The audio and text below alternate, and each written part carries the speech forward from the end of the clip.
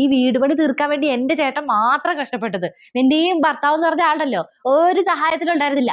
എന്റെ ചേട്ടന്റെ കഷ്ടപ്പാട് കൊണ്ടാണ് ഈ വീട് ഇങ്ങനെയെങ്കിലും പണി തീർത്താൻ പറ്റുന്നത്. പിന്നെ അച്ഛൻ കുറച്ച് പൈസ തന്ന് സഹായിച്ചു. പിന്നെ ഇച്ചിരി ലോണും ഉണ്ടായിരുന്നു. അതുകൊണ്ടാണ് ഈ വീട് പണിതെടുത്തത്. എന്റെ പൊന്നു ചേച്ചി, നക്കാപ്പിച്ച കുറച്ച് പൈസയും തന്ന് വീട് പണിയുടെ സമയത്ത് ഇതിന് നോക്കി നടന്നു കഴിഞ്ഞാൽ ചേട്ടൻ പടുത്ത വീടാവത്തില്ലത്.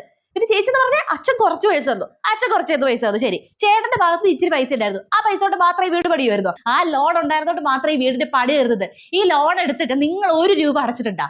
ആ ലോൺ മൊത്തം അടച്ചത് എന്റെ ഭർത്താവാ. ആ പുള്ളിയുടെ വരുമാനം കൊണ്ടാണ് ഈ വീടിന്റെ ചെലവ്, കാര്യങ്ങൾ, ലോൺ എല്ലാം തീർത്തത്. 7 കൊല്ലമായില്ലേ വീട് പണിതിട്ട്. ഈ വീട്ടിൽ തന്നെ എല്ലാവരും നിങ്ങൾ താമസിച്ചോട്ടത്. ഇപ്പൊ നിങ്ങളൊരു 3 മാസമല്ലേ ആയുള്ളൂ വാടക വീട്ടിലോട്ട് മാറിയിട്ട്. അതുവരെ നിങ്ങളും പിള്ളേരും എല്ലാവരും ഈ വീട്ടിൽ കിടന്ന് കുത്തി മറിഞ്ഞ് നശിപ്പിച്ചിട്ടേക്കണ വീടാ.